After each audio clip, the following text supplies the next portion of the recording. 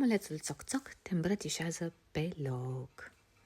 Eu sunt omulețul țoc-țoc și nu pot să stau într-un loc. Umblu încolo și încoace, chiar nu pot să stau și pace. Ca să aflu cine ești, te îmbrățișez, să nu te ferești. Tu cine mai ești? Ești un pic cam ud și ești cam tăcut. Oare eu n-aud? Vino aici în brațe, vreau să-ți aflu felul. Gata, știu ce ești. Tu ești prosopelul.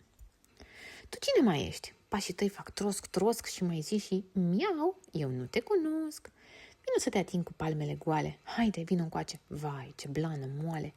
Ah, ce caldă ești și ce iubăreață. Sfrr, parcă se aude. Oare torci o ață? Stai la mine în brațe, că nu-ți fac nimica. Gata, știu acum. Asta e pisica. Dar tu cine ești? Plin de colțuri drepte și cu beculețe și cu brațe îndrepte. Nu știu cine ești. Se aude țiu-țiu. Hai la mine în brațe și atunci o să știu. Ce strângere moale, ce îmbrățișare. Haide, nu te teme, poți să strângi mai tare. Ești o jucărie, tare ca oțelul. Te-am ghicit, ce bine, roboțelul relu.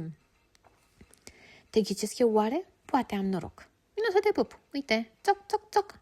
Ăștia ce mai sunt? Sunt ochelarii și ai fiele albe, moi precum lăstarii. Ai obrazul cald, ochii ca mămica. Gata, știu acum. Da, tu ești bunica. Tu cine ești cine? Vină mai aproape. Dacă nu poți totuși, clipește din ploape. Iar dacă n-ai ploape, o să vin chiar eu, să te iau în brațe, că așa fac mereu. O, ce îmbrățișare, ce frumos miroși și ce flori frumoase și mușchii cam groși.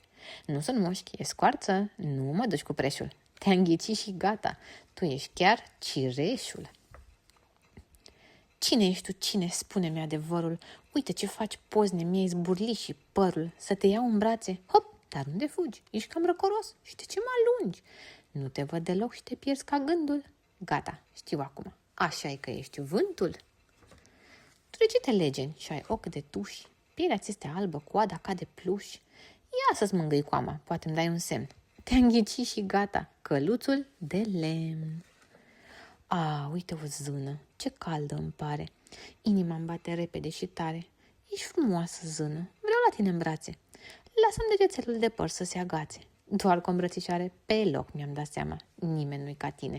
Tu ești mama, mama. Omulețul țoc-țoc te îmbrățișează pe loc.